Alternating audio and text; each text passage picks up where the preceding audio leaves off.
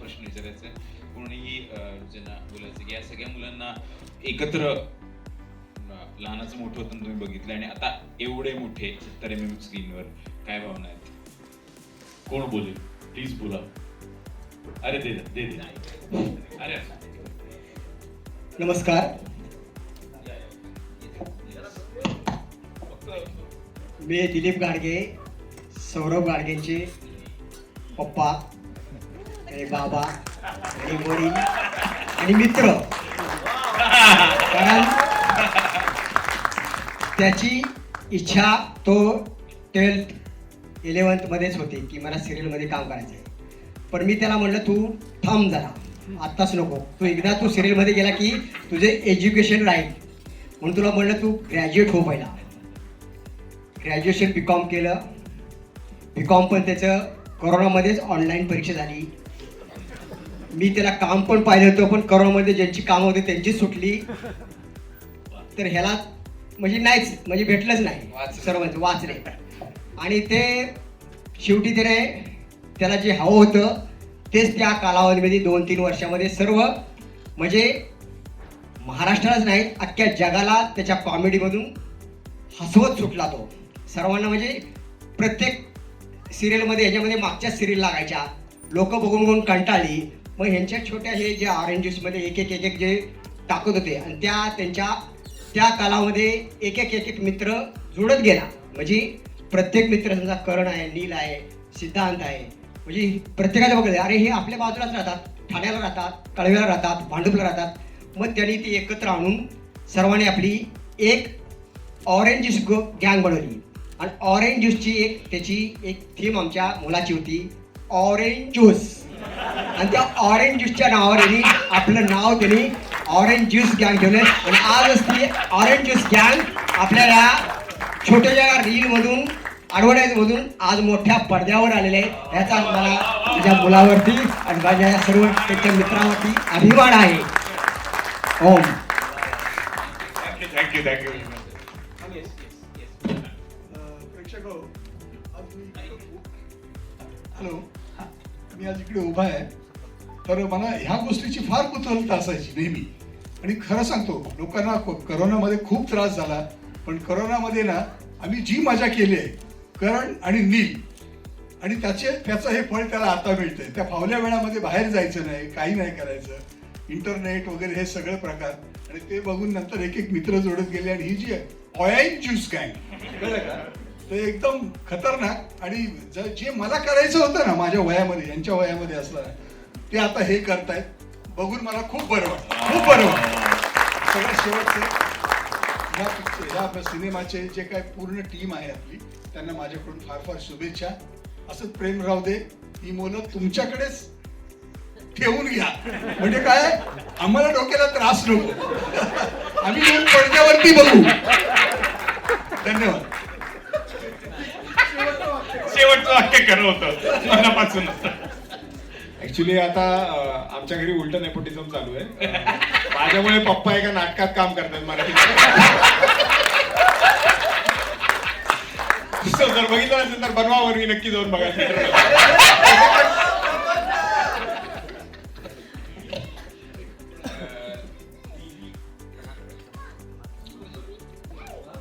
Nikita सालेकर, नीलची mummy.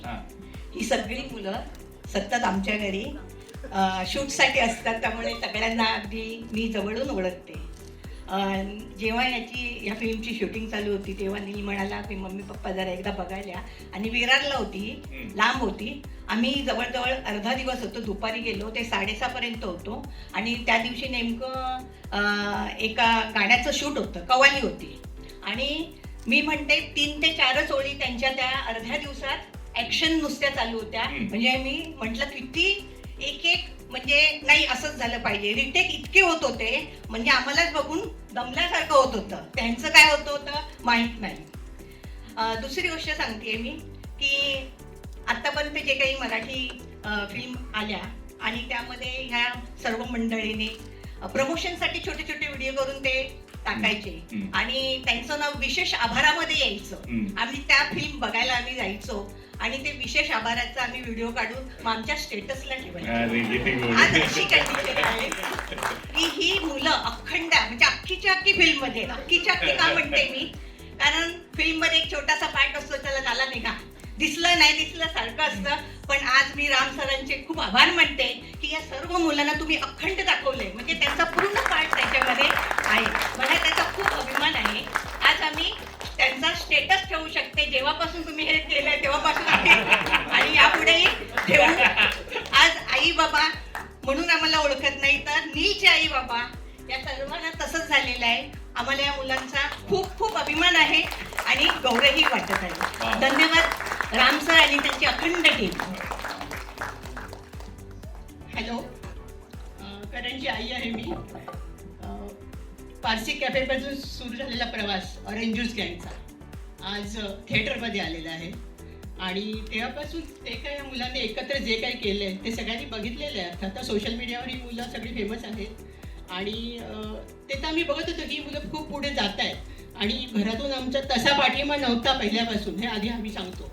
खूप त्याच्यावर आमची भांडणं झाली आहेत, वादावादी झालेली आहे, सगळं झालेलं आहे. म्हणजे अक्षरशः रडायचो आम्ही की हे काय चाललंय मुलांचं, की कधी हा कमवणार, 9 to 5 कधी करणार आमच्यासारखं.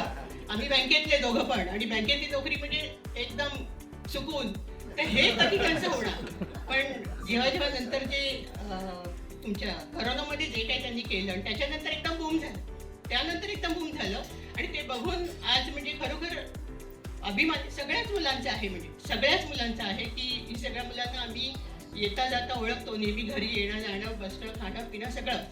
पण ह्या स्टेजला ही मुलं पोचली आहेत आणि सगळ्याच आईबापांना त्यांचा अभिमान आहे. मी तुमचं सगळ्यांचं अभिनंदन करेन की तुम्ही या मुलांना पुढे नेलं. त्यामुळे थँक्यू आणि असंच त्यांच्यावर प्रेम करा नेहमी तुम्ही, त्यांना अजून काही संधी द्या म्हणजे अजून बूम होऊन जाईल. थँक्यू.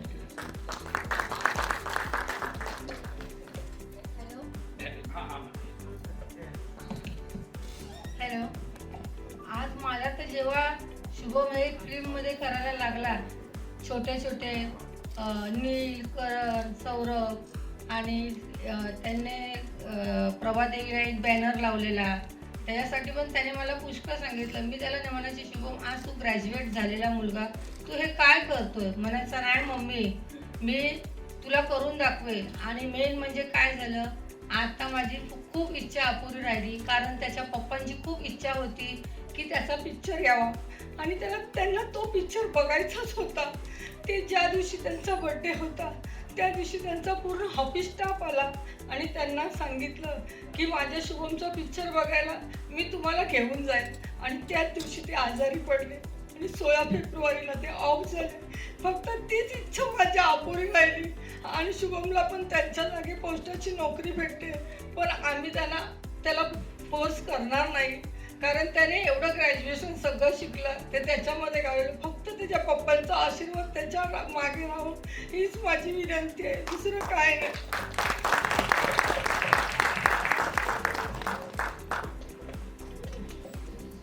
नमस्कार, मी सिद्धांची काकी. मी खरं सांगेन, कोविडमध्ये खूप लोकांचे जॉब सुटले आणि या कोविडमध्ये या मराठी मनोरंजन सृष्टीला हे 7 तारे मिळाले, 5 तारे मिळाले मी असं म्हणेन. कारण हे आम्ही खरंच वैतागायचो यांच्या या पराक्रमांना. जेव्हा तेव्हा बघावं ते घे रे कॅमेरा कर माझं शूटिंग, कोणालाही सोबत को ऍक्टर बनवायचे हे लोक. म्हणून तेच म्हटलं की सिद्धांत आजीला पण घेतलेलं आहे घेऊन घ्या.